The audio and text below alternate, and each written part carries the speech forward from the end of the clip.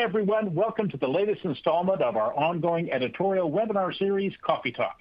Each hour-long, information-packed episode organized by the hardworking folks at Redmond Channel Partner features the observations and insights of an independent expert on a wide range of tech industry topics. Many thanks to the underwriting sponsor of this episode, Huntress, provider of a managed security platform for small and mid-sized businesses and the managed service providers that support them. Without their support, this event would not be possible. And thanks to you for joining us. I'm John K. Waters, Editor-in-Chief of the Converge 360 Group of 1105 Media, and I'll be your moderator. Today's topic is Phishing Awareness Training 101 for Partners. And our lead presenter is technologist, creator of compelling content, and senior resultant, Howard M. Cohen. But before we get started here, just a bit of housekeeping. This episode is being recorded for later access. Keep an eye out for an email with a link to that recording. It'll be coming your way in the next few days. We'll make some time during the talk for questions. Please feel free to type your questions into the Q&A box at any time. We'll do our best to get to all of them. Our sponsor has provided some extra resources you won't want to miss. They're available now on your console. And as a small thank you to the first 200 attendees who stick with us to the end of this Coffee Talk, we'll be sending you a $5 gift certificate to Starbucks. It's a cup of joe to go with the info. Now I'd like to introduce our first presenter. Howard M. Cohen has spent more than 40 years in the IT industry. During that time, he has held senior executive positions in many of the top channel partner organizations, and he currently writes for and about IT and the IT channel. He is a sought-after speaker, an insightful observer of the technology landscape, and one of our favorite presenters. You're in for a great session, folks. Take it away, Howard. Thank you very much, John. And boy, I love that cup of joe to go with the info. It's one of my favorite things. Okay, welcome to Phishing 101 for partners. And no, for those of you who think we're going to talk about cutting bait and tackle, and nothing like that. We're going to do something completely different. Okay, so those of you who have attended my sessions in the past know that I always like to begin with a word of the day. This session will be no different. And the word of the day actually comes from my favorite, hands down favorite book. If you have not yet read The 7 Habits of Highly Effective People, I highly recommend it. It's an amazing tome. And also, once you've read it, you really need to go out and teach it to others. Amazing way of learning what Dr. Covey had to share with us. Okay, well, the word of the day comes from this title, and of course, bet you've guessed it already. The word is effective. We're going to talk about being effective. In this case, effective at securing our networks and our data from phishing attacks. Now, that means we need to talk about security. And security, of course, the best metaphor I can think of is that security is a chain. And there are things we need to do at every link in that chain because security is only as good as the weakest link in the chain. So let's talk about the links, and let's talk about how we make sure they're effective. So we're talking about the chain of data and network security so that we can put phishing into the context of our overall effort. So the first step in the chain, way at the other end, is data. Now, you may be wondering, if it's data, why am I showing you bacon? Well, because everybody loves bacon. And the only thing better than bacon is more bacon. And the same is true of data. Many people say that data is the new bacon because everybody loves data. And the only thing better than data is more data. The fact is, though, that everything we do at every link in the chain is ultimately meant to protect the data in a variety of ways. So step one is the data itself. Data is typically kept in storage. A wide variety of storage devices, Winchester drives like these, but there are others. And we need to protect those drives because that's where the data lives. And so protection is needed there too. In turn, those servers are that storage, those storage devices are accessed by servers which put the data to use. They may be file servers, application servers, communication servers, all kinds of peripheral servers. So servers access the storage to get at the data. In turn, they send data to applications that are running on them. And they serve that data to them, and they take that data back from them and return it back to storage. We need security at this level as well. Applications must be secured. In today's world, a lot of computing takes place elsewhere. And so we start sending the data out. And we send the data out through routers. And the routers determine where the data is meant to go and send it on its way. Before data comes back in, of course, it's treated to antivirus and anti-malware software. We make sure that there are no Trojans, no worms, or other horrible-sounding things lurking inside the data trying to get into our network. And again, this is data coming back in. Another thing that's more concerned about data coming in is the firewall. There are many people who think that this is the be-all, end-all totality of security. Oh, we've got a firewall. We're secure.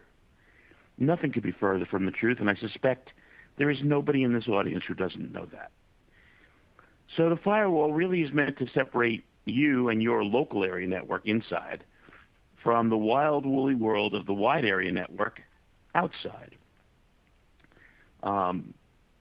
And it sets up filters and rules to make sure that only permitted data gets through. Firewall. Before users can get to the firewall to try to gain access through the firewall, they're going to first encounter network access control. Network access control has two fundamental functions. First, it determines whether or not the person who's trying to gain access is who they really say they are.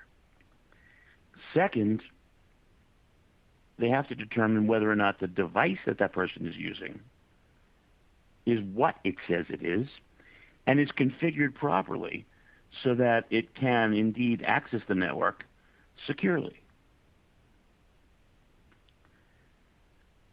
Users, as they're coming in, also confront multi-factor authentication. Multi-factor authentication has been around for a long time. Used to be that we would get a 6-digit number on a little key fob, and that 6-digit number would be added to the end of our password and would let us into the network for only 1 minute. And then we would have to go get a new 6-digit number. Today, we all get our numbers, whether they're 6 digits, 4 digits, 8 digits, 12 digits, however many digits they are, we now tend to get them on our smartphones, making it much easier. Also, there are applications like the one you see in this slide, like Microsoft Authenticator, which further automate and make the process a little more formal, useful, and part of Microsoft's quest to rid the world of passwords, which may happen someday.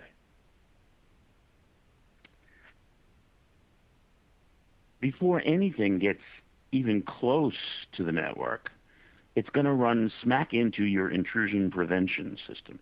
Again, this is data coming back into your network, not necessarily emerging from your network. Your intrusion prevention system is really looking for trouble. It's scanning the area around you to see if anything's coming toward you, anything that might be bad, anything that might be nasty, anything that might hurt your data or your network. And it does exactly what it says. It prevents them from intruding. We have intrusion detection systems, intrusion protection systems, but ultimately everybody seems to settle in on the idea that what we really want to do is prevent intrusion. And so that's what we focus on.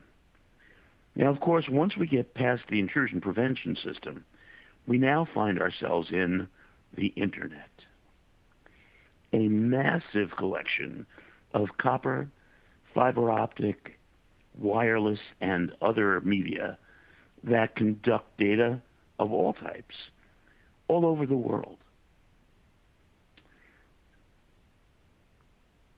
Our network is connected ultimately to the Internet, and so are those who are trying to access our network. They connect to the network using endpoint devices. Now, an endpoint device may be as simple as a smartphone. It may be a tablet that thinks it's a laptop, or a laptop that thinks it's a tablet, like the Surface Pro. It could be a desktop computer. It could even be servers, printers, and other peripherals. Anything that accesses the network is an endpoint. And endpoints need particular protection because they are the most vulnerable part of any network. They are where it's easy to get in and out because that's what you're supposed to do there, is get in and out. And so we pay special attention to how we protect our endpoints.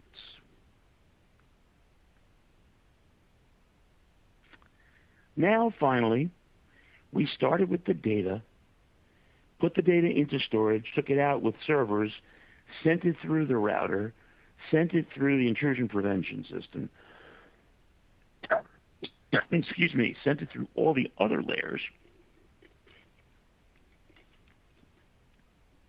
through the Internet, to the endpoint devices, and now finally it arrives. And it arrives at the most difficult part of any network to control or manage. Ask any engineer and they will tell you there is nothing tougher to manage than end users. This is where the greatest vulnerability lies. Why is that? In many ways, you'll see it's obvious. First of all, there are people out there who have figured out human engineering.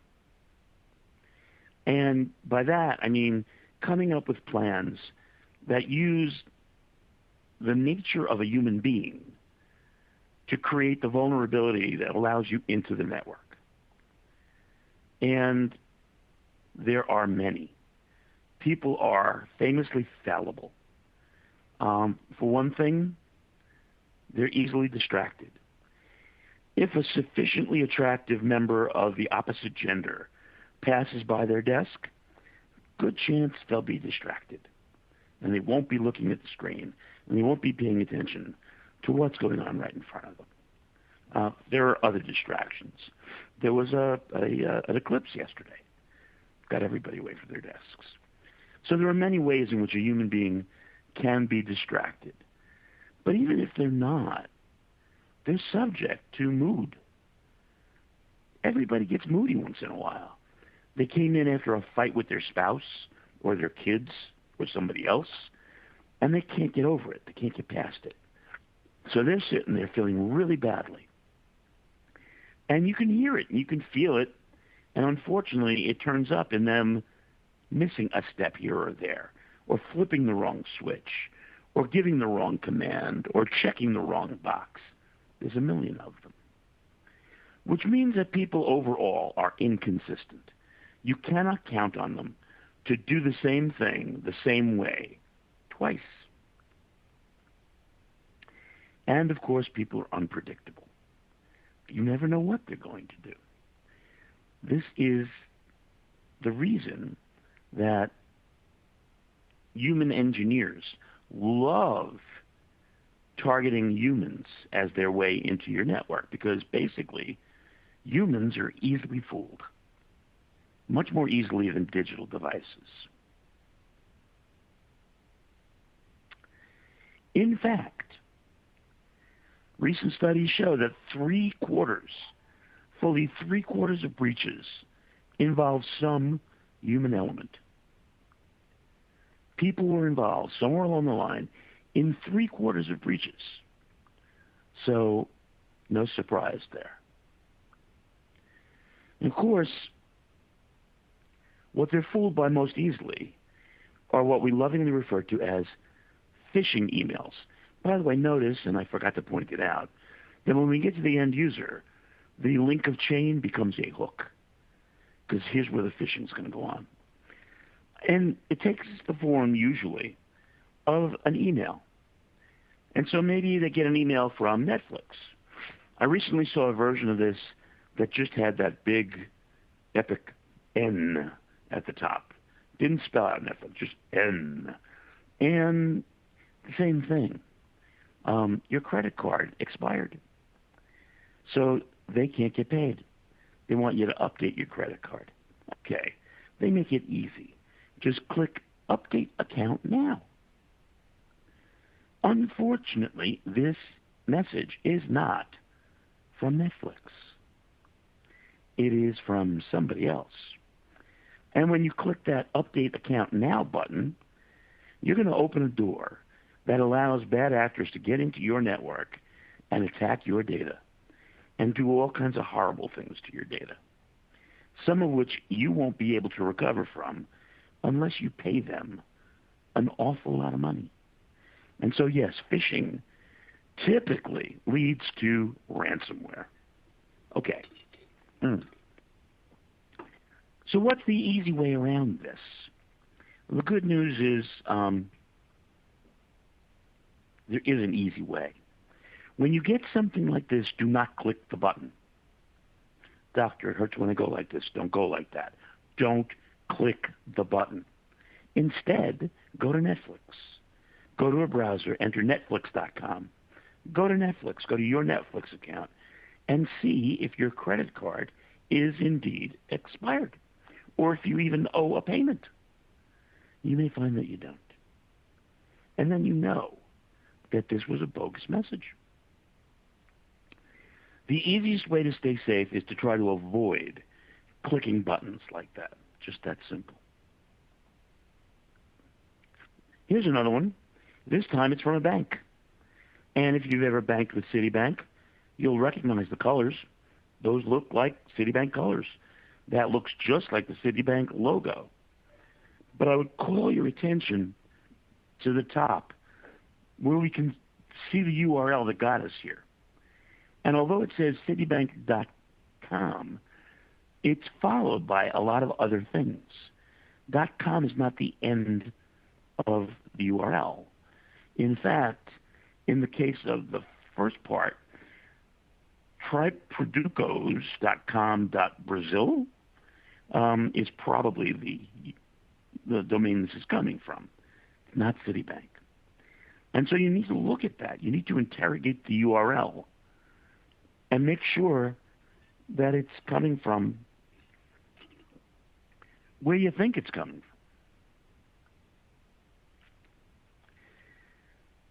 A phishing email may not even come from the outside. It may look like it comes from inside your company. In this case, it's from your boss. Jane, I'm extremely angry with you. Uh-oh. Jane sees that coming from her CEO, John Smith, and she gets upset. You know, our supplier didn't get paid? Why would that happen? Listen, I want you to make the payment right now and send it to so-and-so immediately. Now, if Jane is thinking about it, he knows that she knows where to send payments. He would never tell her where to send payments. And so immediately she kind of knows this has got to be bogus. And so hopefully she goes back and checks it with him before she does a thing. But it's very easy for your own CEO to be sending you an email, ostensibly, that isn't coming from them at all. It's a complete fake. Your CEO may have left the door to his office open last night, and he may have left his computer logged in. And anybody can walk in and use his computer to send that kind of an email. And it'll look very genuine. So, got to be careful. This one comes from Microsoft. And it says that your password is expired. We've all slammed into that. Your password is expired. We need a new password. Just when you were finally remembering the old password. But again, good news. They make it easy. They give you a button. This button is blue. And it says, keep password. I don't have to change my password. I can just click this button. Do not click the button. If you hover over the button, you'll see the URL that's under it. And you'll see that it doesn't say Microsoft anywhere. This is not from Microsoft. And clicking that button is not going to take you to anything having to do with Microsoft.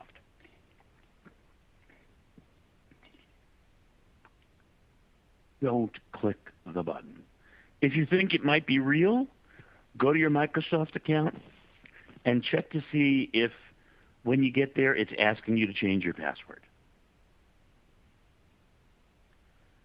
Another from Microsoft, and it uses the magic word we all dread, update. We all know what update means. And you have to update because otherwise you're not going to be able to log in. Oh my God. And once again, we have a button. And it's going to let us access something that'll keep us from losing our access. And once again, I call your attention to the from line. Okay? And it's showing you this is not from Microsoft.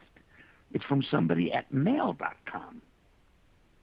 Why would Microsoft be sending from somebody else's mail service? So we know immediately it's not from Microsoft. But even if we don't, we play it safe. And we go to live.com or Microsoft.com and we check our Microsoft account. If there's no message there, this is a bogus message. Even though the logo looks real, it's not. And funny thing, because Microsoft, excuse me, is in such wide use by so many people, it turns out that Microsoft is the most frequently impersonated brand of all. In 2022, it was slightly more than Facebook. Today, much more. And so when you see something from Microsoft, be extra careful because more people are faking Microsoft than faking anything else. Okay, so we've seen what happens when we get a phishing email. And again, why does it stay so prevalent? It's easy for the criminal to hijack your account. That's what phishing does for you. They can spoof your account and fool you that way. And spoofing, I mean, instead of using Google as GOOGLE.com, Google is spelled G00G1E.com. Most people won't notice that unless they're really looking for it. So the hint is, get everybody really looking for it. It's all too easy for it to really hurt. Your message may come in the form of a fake alert. Alerts tend to get everybody uptight. Like, uh-oh, something's wrong. And so you want to move on it really quickly and resolve the alert before it becomes an outage. But it may not be real. And so you've got to take the moment to look and see, is this really an alert from the system or is this somebody spoofing it? It may be a fake invoice. Somebody sends you an invoice that says you have to pay an amount. I have to tell you, once long ago, I sent an invoice to my CFO just to see what would happen. The CFO paid it. The company I sent it from didn't exist. It's completely made up. And still the CFO paid it. And so I went and sat down at her desk and had a long, meaningful conversation. Be aware, people are sending fake invoices all the time. Similarly, fake surveys. We all get surveys all the time. Some of them promise to send us an Amazon $100 gift card or something like that. Don't be fooled. Look at the URL. Investigate. Make sure that it's coming from who it says it's coming from. You may want to look them up and call them to see if they indeed sent you a survey. We saw a bunch of fake notifications about credit cards failing and other stuff. It's all too easy for these notifications to fool you. All of these things, you see how many there are. There's so many ways that people can phish you. And all of them contain dangerous links that will open the door to all kinds of malfeasance. They contain malicious attachments. And if you open one of those attachments, same thing. You're opening the door so that a cyber criminal can come through, enter your network, and get right to your data. And when they get there, they may corrupt your data. They may outright steal your data. Just copy it so you don't even know they did it. Or they might encrypt your data and not give you the encryption key unless you pay them. And that's when you receive the most harrowing message of all, a ransomware note. If you've never received one, God bless you. You're either fortunate or smart, or both. Nothing shakes you up more than receiving one of these. They're downright frightening. And so I recommend that you do your utmost to avoid letting anybody in, which means don't click that link. Don't open that attachment. Don't open the door for them. Other reasons why phishing remains so prevalent is that it's cheap and it's easy to do. And if it's still too tough for you, no problem, get a kit. Yeah, you can go out and get phishing and ransomware kits. You can get ransomware as a service. You don't have to know a thing. You don't have to do a thing. Just choose how you want to target, who you want to target, and how much money you want to ask for. Frightening, isn't it? They're now starting to add artificial intelligence into the mix so that they come up with even cleverer ways to fool you. And so what you're seeing are fake emails. They're even more convincing than ever before.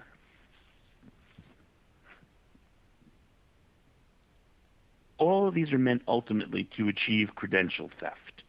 They want a way into your network. They want a password. They want something that will get them there. And they're no longer depending only on email. They're now sending QR codes. You may get a QR code that says, hey, open up your camera, take a picture, and open the door to horrible things. And so there's QR code phishing. There's also now vishing, voice phishing. In other words, they're phishing over the phone. You get a call. They may ask you certain questions that will give them what they need to know. They may say that, we got a warning that your account has been breached. Give us your password.